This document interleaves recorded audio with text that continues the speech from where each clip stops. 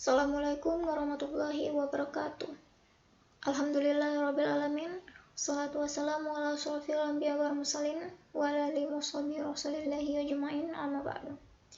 Yang pertama-tama, terima kasih kepada kedua dosen pembimbing saya, Profesor Dr. Jufri Adifnaam Eskom Emkom dan Dr. Yuhandri Eskom Emkom yang telah membimbing saya selama pembuatan tesis ini, dan juga terima kasih kepada dosen penguji yang dapat hadir dalam kesempatan kali ini. Baiklah, saya Sanatul Iftita dengan nomor BP 1823211041 akan mempresentasikan hasil tesis saya yang berjudul Prediksi Tingkat Penerimaan Lulusan Siswa Kejuruan dalam Dunia Usaha dan Industri menggunakan metode Monte Carlo, studi kasus di SMK Negeri 4 Kota Jambi. Baiklah, sebelumnya, paper dari tesis ini telah dipublikasikan di Jurnal Sistem Informasi dan Teknologi atau JSIS-Spotek upi.ptk.ac.id. Baiklah, akan saya mulai. Yang pertama adalah latar belakang. Perkembangan teknologi dan komunikasi yang sangat pesat sekarang ini memberikan banyak manfaat yang dapat memudahkan pekerjaan manusia. Salah satunya adalah dalam bidang prediksi. Teknologi yang berkembang semakin canggih membuat kegiatan proses prediksi dapat dilakukan dengan lebih mudah, cepat, dan efisien. Dalam bidang pendidikan, proses prediksi juga sangat diperlukan. Banyak hal yang dapat diprediksi untuk menjadi dasar membuat suatu keputusan atau kebijakan.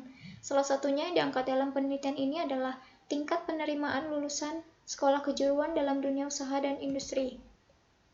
Nah, dengan mengetahui prediksi berapa banyak siswa lulusan yang bekerja, maka informasi tersebut dapat menjadi salah satu bahan pertimbangan pihak sekolah maupun pemerintah untuk membuat suatu kebijakan yang tepat untuk perkembangan sekolah tersebut, dan juga menjadi salah satu bahan informasi masyarakat, khususnya orang tua calon siswa baru, untuk memilih sekolah yang diinginkan.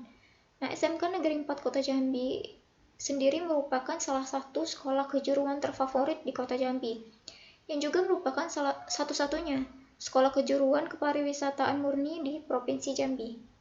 SMK Negeri 4 Kota Jambi ini memiliki beberapa jurusan kejuruan, yaitu Tata Boga, Tata Kecantikan, Tata Busana, dan Perhotelan. Nah, simulasi Monte Carlo merupakan simulasi probabilistik di mana suatu solusi dari suatu masalah diberikan berdasarkan proses randomisasi.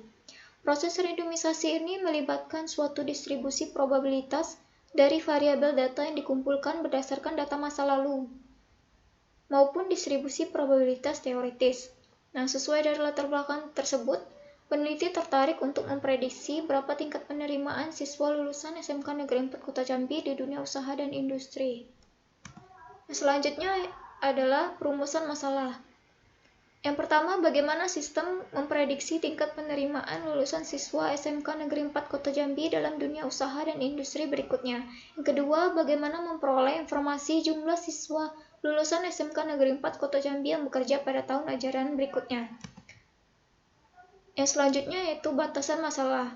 Yang pertama, penelitian ini menggunakan metode Monte Carlo untuk memprediksi siswa lulusan SMK Negeri 4 Kota Jambi yang bekerja. Yang kedua, data yang digunakan dalam penelitian ini adalah data siswa lulusan SMK Negeri 4 Kota Jambi yang bekerja dari tahun ajaran 2015-2016 sampai tahun ajaran 2018-2019.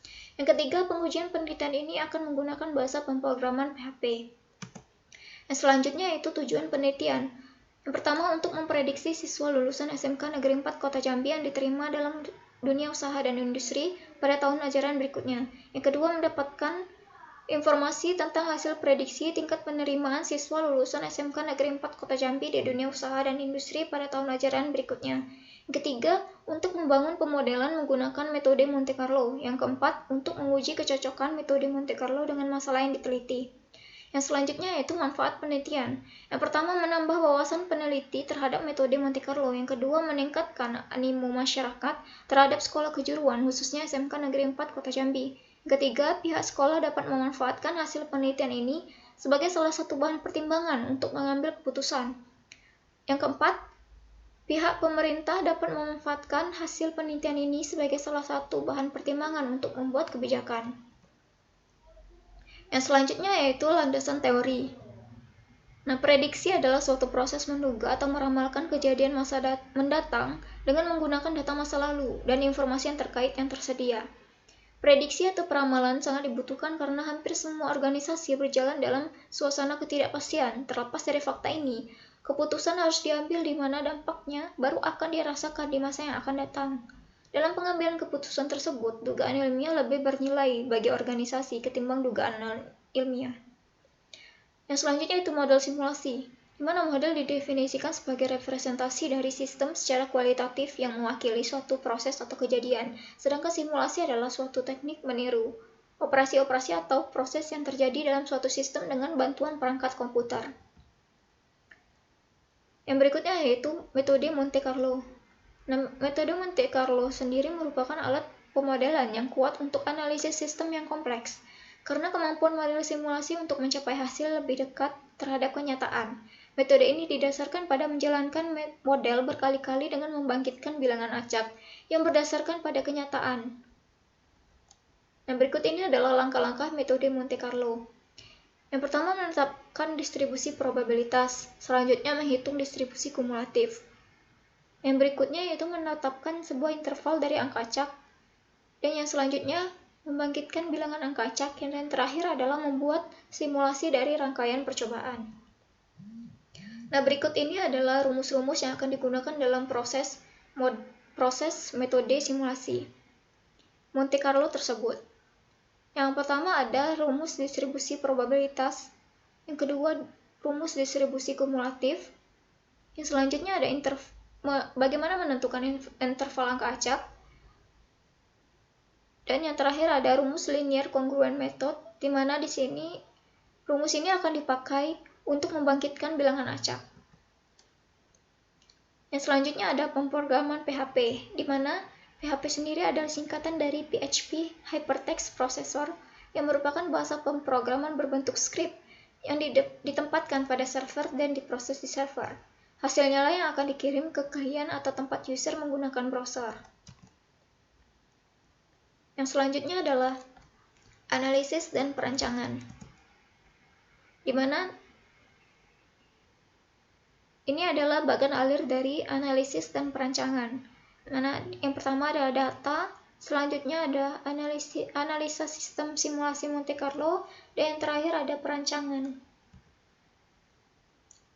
Nah, data yang digunakan dalam penelitian ini adalah data siswa lulusan SMK Negeri 4 Kota Jambi yang diterima di dunia usaha dan industri dari tahun pelajaran 2015-2016 sampai tahun pelajaran 2018-2019 untuk semua jurusan kejuruan yang ada di SMK Negeri 4 Kota Jambi. Nah, ada 4 jurusan kejuruan yaitu perhotelan, tata busana, tata boga, dan tata kecantikan. Yang selanjutnya adalah analisa sistem simulasi Monte Carlo. Nah, berikut ini adalah flowchart proses simulasi Monte Carlo yang akan dilakukan. Nah, yang pertama yaitu mengumpulkan data lulusan yang diterima di dunia usaha dan industri. Nah, dalam pengujian kali ini akan diproses data tahun pelajaran 2015-2016. Nah, berikut ini adalah tabel data yang akan diproses. Yaitu dari jurusan perhotelan ada 12 siswa, tata boga ada 8, tata busana ada 8, tata boga 17, tata kecantikan 5, dan totalnya adalah 42 siswa. Nah, selanjutnya, proses yang akan dilakukan yaitu menghitung distribusi probabilitas, di mana data tahun pelajaran 2015-2016 akan dihitung distribusi probabilitasnya menggunakan rumus pada landasan teori yang telah dijelaskan sebelumnya. Nah, didapatkanlah hasilnya ditunjukkan pada tabel 3 tersebut. Nah, setelah menghitung distribusi probabilitas, yang selanjutnya yaitu menghitung distribusi kumulatif. Nah, didapatkanlah seperti pada tabel 4 berikut ini. Nah, selanjutnya setelah menghitung distribusi kumulatif, proses selanjutnya yaitu menentukan interval angka acak. Nah, menentukan interval angka acak ini didasarkan pada distribusi kumulatif yang telah dihitung sebelumnya. maka didapatkanlah seperti pada tabel 5 tersebut, di mana interval angka acak didasari dari distribusi kumulatif. Nah, selanjutnya yaitu membangkitkan bilangan acak atau generating random numbers menggunakan rumus linear congruent method yang telah dijelaskan pada landasan teori sebelumnya. Nah, di sini saya sebagai peneliti akan menetapkan nilai A, C, Z0, dan M yang akan digunakan pada rumus ini, yaitu ditetapkan nilai A adalah 3, C adalah 5, Z0 22, M 99, sehingga didapatkan bilangan acak seperti pada tabel 6, yaitu 71, 20, 65, 2. Nah, yang selanjutnya yaitu melakukan simulasi dari rangkaian percobaan. Nah, simulasi yang akan dilakukan yaitu untuk data tahun pelajaran 2016-2017 menggunakan data tahun 2015-2016 yang telah diproses sebelumnya. Jadi angka acak yang telah didapatkan itu akan dilihat di interval, masuk di frekuensi mana di interval angka acak pada data 2015-2016 yang telah diproses sebelumnya. Nah, setelah itu didapatkanlah data simulasi untuk tahun pelajaran 2016-2017. Maka didapatkan hasil simulasinya yaitu 17, 12, 17, 12. Dan akan dibandingkan dengan data asli untuk tahun pelajaran 2016-2017 yaitu 18, 7, 20, 12. Maka didapatkanlah persentase tingkat akurasi metode Monte Carlo tersebut terhadap data tahun pelajaran 2016-2017 dengan rata-rata tingkat akurasinya yaitu 84%.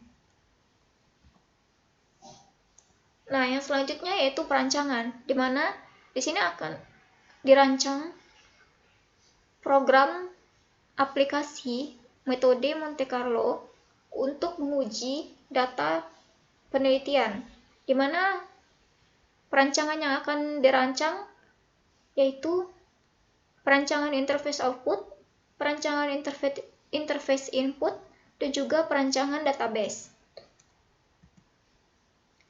Yang selanjutnya adalah implementasi dan hasil.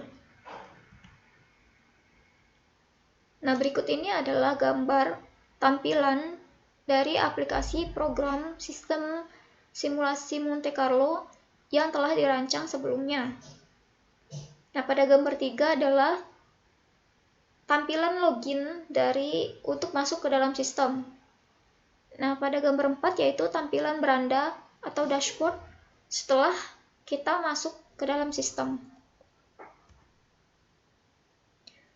Nah, gambar 5 ini menunjukkan tampilan halaman input data untuk menginput data yang akan diproses dalam proses simulasi Monte Carlo tersebut. Nah, selanjutnya yaitu gambar 6 ini adalah tampilan halaman hasil simulasi untuk tahun pelajaran 2016-2017. Yang selanjutnya yaitu halaman hasil simulasi tahun 2017-2018. Yang berikutnya yaitu untuk hasil simulasi tahun pelajaran 2018-2019. Yang selanjutnya yaitu hasil simulasi tahun pelajaran 2019-2020.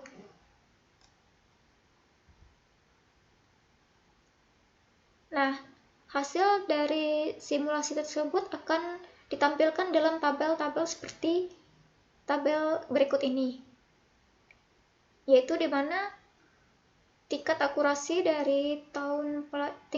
metode Monte Carlo untuk tahun pelajaran 2017-2018 yaitu 76%, untuk tahun pelajaran 2018-2019 yaitu 92%. Yang selanjutnya yaitu hasil prediksi untuk tahun 2019-2020, yaitu didapatkanlah hasil prediksinya Untuk perhotelan 20, untuk tata busana 18, tata boga 20, tata kecantikan 18. Nah, sehingga dari rangkaian simulasi tersebut didapatkanlah kesimpulan bahwa tingkat akurasi metode Monte Carlo untuk memprediksi tingkat penerimaan lulusan SMK Negeri 4 Kota Jambi di dunia usaha dan industri ini rata-rata sebesar 84%.